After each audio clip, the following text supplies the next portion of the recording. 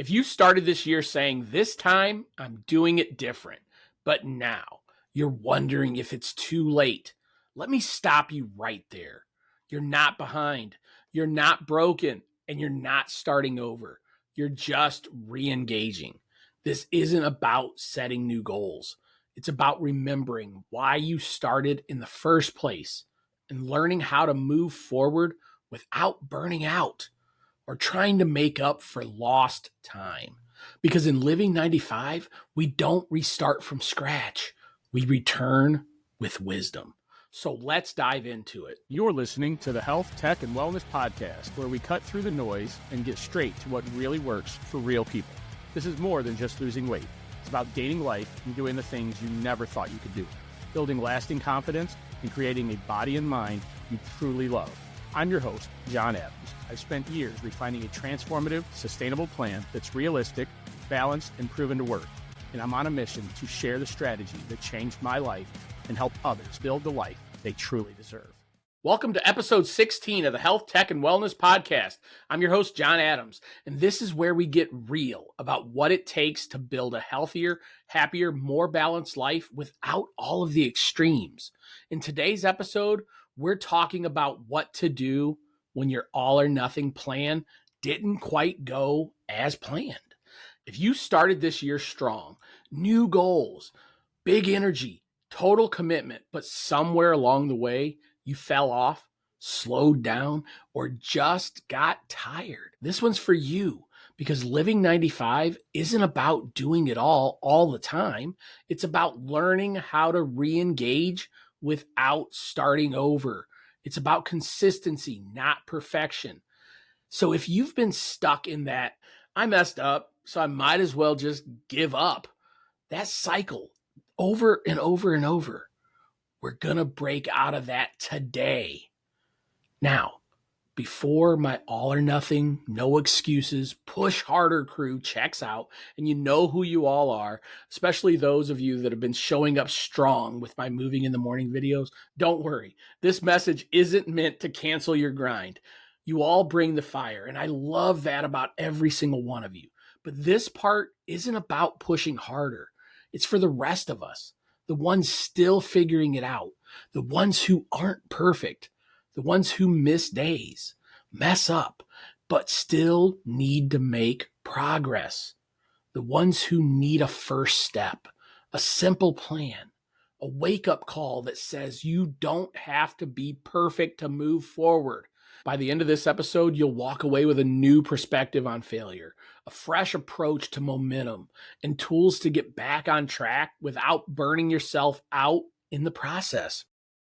Let's talk about how to move forward without starting from scratch. Let me take you back a few years.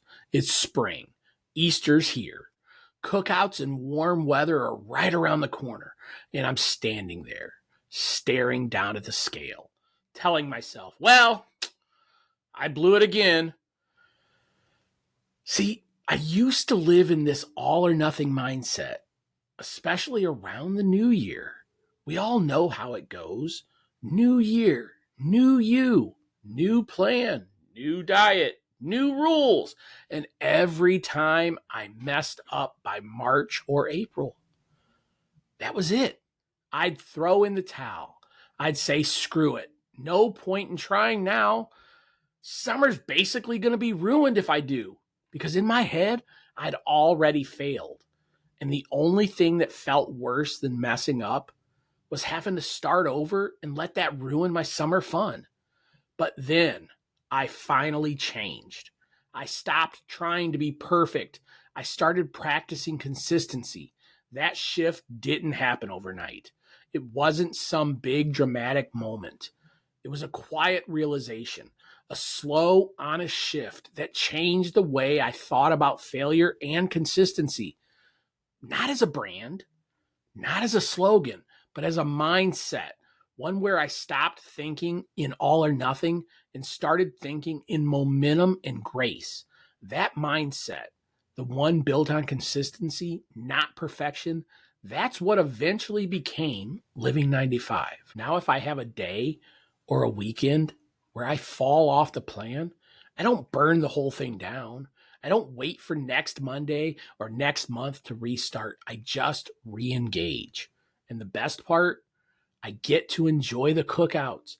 I get to feel good in the summer, not because I hit some perfect plan, but because I stopped giving up every time things got messy and I built grace into the plan. I started preparing my mind and my appetite before going into summer events. So if you're staring at spring and summer, ready to just give up, stop. Here's 3 tools to re-engage without quitting or feeling like you have to restart that all or nothing plan all over again. Let these 3 tools start you down the road of living 95. Number 1, shift the language.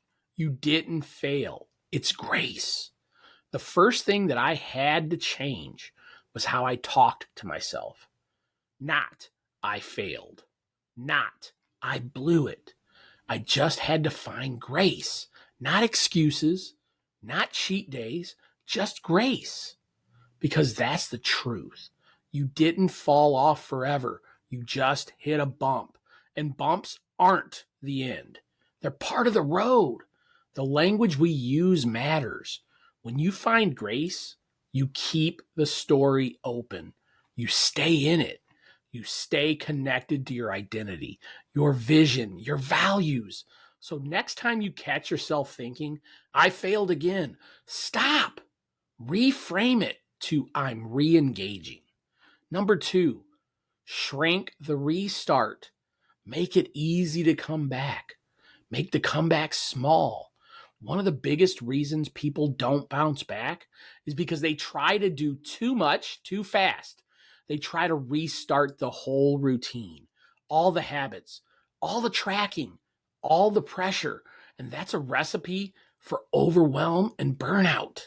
But Living 95 says this, just re-engage.